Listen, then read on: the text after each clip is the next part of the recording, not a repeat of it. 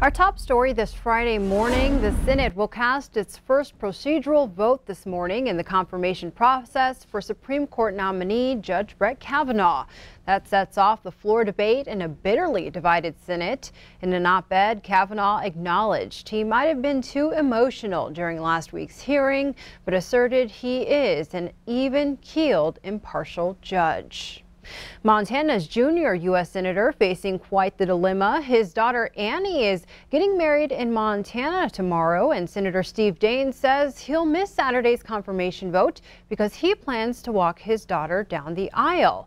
CNN's Phil Mattingly reports that Daines made his situation known to the GOP leadership earlier this week, but what happens next all depends on how many yes votes come down today. If they get more than 50 votes and Steve Daines leaves and isn't here on Saturday, it is very possible that they hold the vote on Saturday anyway, because they've got what they need to be able to move forward. They're at a 50 to 49 vote.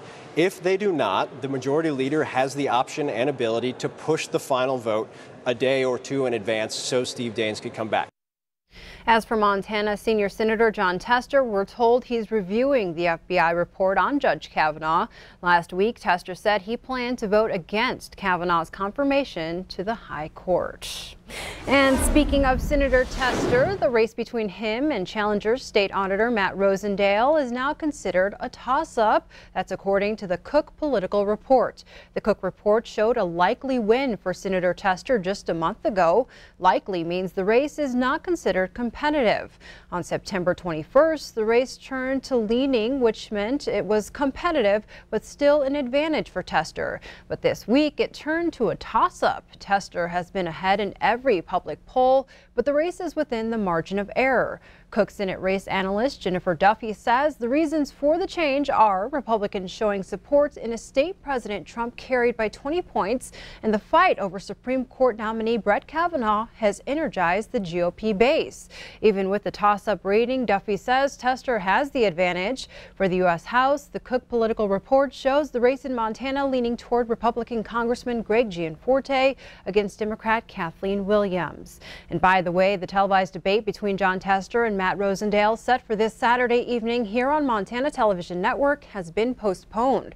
Senator Tester will have to be in Washington, D.C. to cast his vote for the nomination of Brett Kavanaugh. MTM is working with all three candidates to see if the debate can be rescheduled, and we will keep you posted. In the race for U.S. House, Democratic candidate Kathleen Williams had an impressive fundraising quarter the past 3 months. Williams raised $2.1 million in July, August, and September. That increases her campaign fundraising total to nearly $2.9 million, with most of that coming after she won a 6-way Democratic primary election in June. Republican incumbent Greg Gianforte has yet to release his latest fundraising numbers for the quarter. Back in June, he had about $1.4 million in his campaign account, compared to Williams' $460,000 at that time. Williams says her fundraising haul is the result of a massive grassroots effort and puts her in position to defeat Gianforte. A Democrat hasn't won Montana's U.S. House seat since 1994. Another milestone for the Keystone XL pipeline. Materials for the project are now making their way into Montana. We heard from some viewers in Glasgow who noticed truck after truck of pipe rolling through the area. A spokesperson for TransCanada, the company behind the Keystone XL, confirms to MTN the process of bringing them in pipe has begun in Montana and South Dakota. Glasgow Mayor Becky Erickson says the company told her to expect 40 to 45 trucks carrying pipe to pass through town every day. The pipe will be stored along the route ahead of construction, which is expected to begin this spring or summer. Earlier this week, the Crow tribe was written up in a federal audit for misappropriating as much as $12.8 million in federal funds. Those funds were supposed to go to needed water improvements, but instead, much of it is unaccounted for. The tribe released a statement Thursday in response to the audit. Chairman A.J. Not Afraid says the findings showed gross mismanagement of tribal money by the Federal Bureau of Reclamation, including invoicing irregularities by a former engineering firm. harm. He went on to say, quote, "We are working with BOR officials to implement a corrective action plan so that this kind of abuse cannot happen again." Not Afraid says program by program, the tribe is cleaning up decades of mismanagement between these governments. This is the second federal audit for the Crow tribe over the past 5 months. Elsewhere, 3 conservation groups have given notice of their intent to sue over ongoing water pollution issues at the Rosebud coal mine in southeastern Montana. The Rosebud mine is owned by Westmoreland Coal and sits adjacent to the Colstrip power plants. The Montana Environmental Information Center, the Sierra Club, and Wild Earth Guardians say the Rosebud mine continues to violate the Federal Clean Water Act and the Surface Mining Reclamation Act.